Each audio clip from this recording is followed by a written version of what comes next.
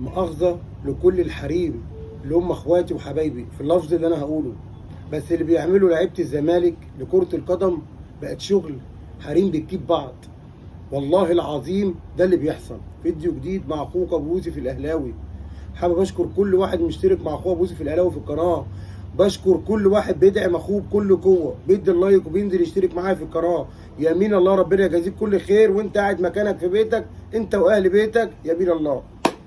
نخش في المواضيع كلها على طول ونتكلم على الحاج اللي عنده 80 سنه الاول، وهنخش على موضوع لعيبه الزمالك. الحاج مدحت شلبي.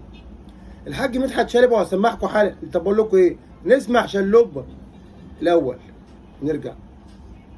اتكلمت قبل كده، ويمكن لو حد متابعني كويس انا اتكلمت في القصه بتاعت الشناوي وشوبير من اكتر من شهر ونص. من اكتر ليه؟ لانه الرؤى بتبان. يعني منذ لحظه اصابه محمد الشناوي وبدايه تالق مصطفى شوبير تحدثت في هذا الامر. انا بوجهه نظري، وما ينفعش نخبي، لانه الناس كلها عارفه اللي انا بقوله ده. ان واحد يقول لك هو ده وقته يا عم مدحت تتكلم، مش موضوع وقته. يعني اذا هنحط راسنا في الرمل ده امر اخر، يعني لان اللي انا بقوله ده هو لسان حال كل الاهلاويه. كل الاهلاويه. اولا انا اتصور انه محمد الشناوي لم يصب باي شد في السمانه لما كانوا بيتمرنوا تمرين جماعي، وقبل المباراة اللي فاتت مش بتاعت النهاردة اللي قبليها، جه في التمرين الأخير محمد الشناوي قال أنا عندي شد في السمانة. أنا ساعتها كنتش عندي برنامج، لكن قلت لأصدقائي هذا شد سمانة سياسي وليس شد سمانة طبي. ليه؟ لأنه إذا هو كمل بشكل طبيعي جدا كولر كان هيشرك مصطفى شوبير، ولم يستطع محمد الشناوي أن يجلس على دكة البدلاء بديلا لمصطفى شوبير. هذه قناعاتي، دي قناعاتي أنا الشخصية. مهما أنت قلت وعدت وزدت، هذه قناعاتي. أنا اشتغلت. شفتم؟ مدحت شلبي يا جماعه عنده 80 سنه، واديك سمعتوا عامل فتنه في لعيبه الاهلي.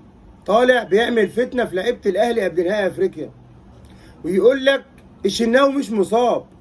الشناوي مش مصاب. واحد عنده 80 سنه وبيكذب. واحد اللي المفروض يقعد في جامع دلوقتي، يقعد يصلي الخمس فروض كده في جامع، بيكذب على الهوا.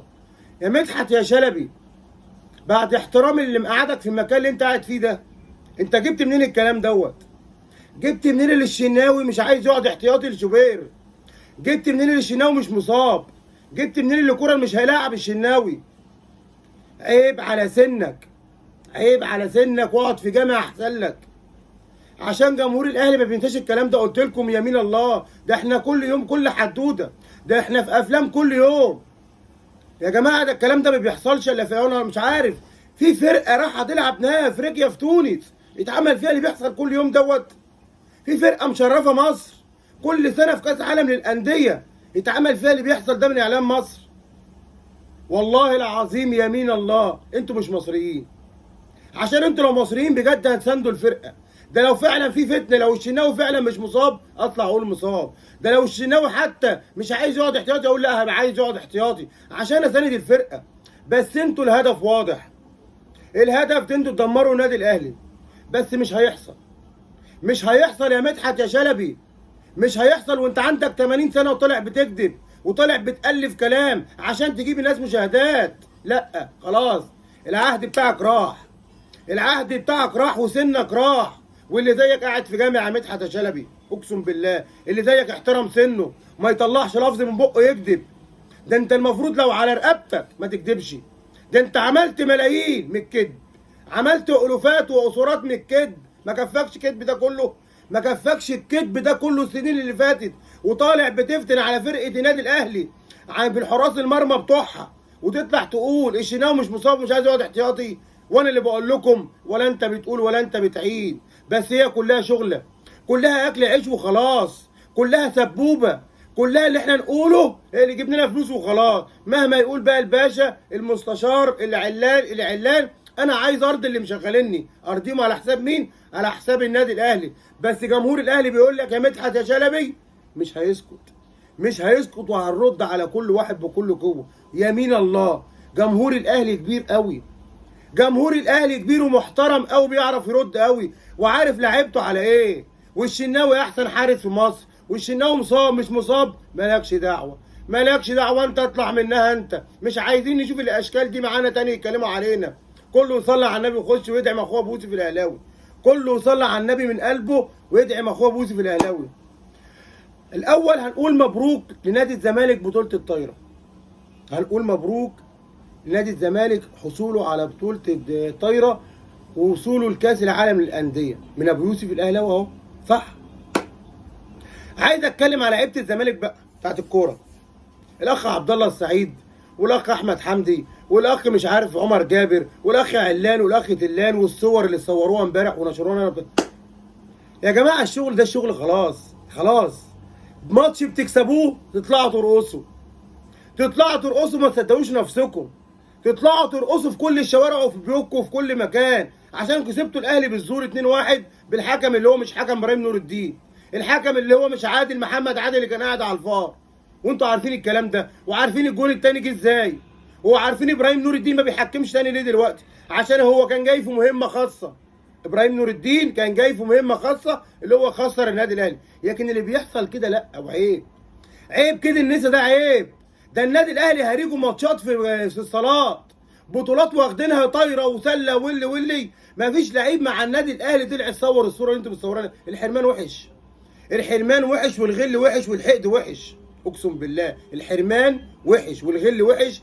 النفوس بقت وحشه، ونفوس لعيبه الزمالك مصممه اللي هي هيترد عليها في الملعب. لعيبه النادي الاهلي في كل الالعاب، شفتوا لعيبه الزمالك بتعمل ايه؟ بتصور سيلفي في جمهور الاهلي بجمهور الزمالك وتطلع توريها لنا على دماغنا، هنرد عليكم. بس في الملعب يمين الله الرد هيبقى في الملعب مننا، من لعيبه الاهلي الرجاله. كله يصلي على النبي ويدعم اخوه ابو يوسف الاهلاوي، يدعم بكل قوه. وبشكركم. اتحاد الكوره وموضوع الشيبي، ويقول لك انا هبعت للفيفا هو اللي يقول لنا. ما انت عندك لوايح، طبق اللوايح يا اتحاد الكوره. مش عارف تطبق اللوايح وتوقف اللاعب ده وتشطبه، امشي. عندك لوايح 1 2 3، جالك واحد عامل محضر في التاني بره، واللوايح عندك بيقول لك طالما راح عمل له محضر بره الكوره يتشطب. ما تخلص يا عم، وخلصنا من فيلم الشيبي ده، خلصنا من فيلم الشيبي اللي ملهوش اي لازمه، عملنا له سعر لعيب ملهوش لازمه وعملنا له سعر على حساب النادي الاهلي. اقسم بالله ملهوش اي لازمه، ولا هنعرفه ولا عايزين نعرفه. بس اللي احنا نقدر نقوله مش مفيش صلح مع الشيبي، خلاص الموضوع فلت. موضوع الشيبي مع الشحات فلت خلاص. الشيبي لا يتشطب، واحنا عايزين الشحات يتوقف يتحبس.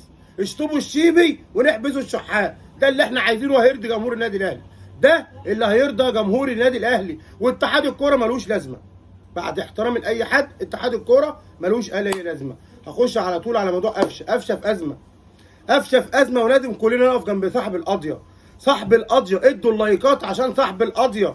قفشه غلط وغلط غلط كبير، بس ان شاء الله بدون مقاطعه. بطالب مارسيل كولر، انت سامحت السوليه والشحات، انت سامحت السوليه والشحات ولعبتهم. اتمنى ان انت سامح قفشه، قفشه محترم. والمفروض محمد مجدي قفشه يحتضر لامام عاشور ويحتضر لمارسيل كولر، وما ينفعش الكلام اللي قاله. بس المسامح كبير يا اهلاويه، المسامح كبير ان شاء الله بدون مقاطعه. يمين الله كل اللي عايز يهد النادي الاهلي ما هيعرف يهدنا، كل اللي عايز يوقف حال النادي الاهلي في البطولات هناخد بطولات وهناخد، وجمهور الاهلي هيزيد، وجمهور الاهلي بيزيد كل يوم وكل دقيقه وكل ثانيه. اوعوا تفكروا اللي احنا نخسر بطوله ولا حاجه نتهد، ولا نطلع نشتم ونطلع نتصور ونطلع نهبل، لا. جمهور الاهلي كده. وكله يصلي على النبي ويدعم اخوه ابو يوسف الاهلاوي. وبشكر كل واحد مشترك معايا في القناه على دماغي. ربنا يسعد ايامه يا رب. السلام عليكم.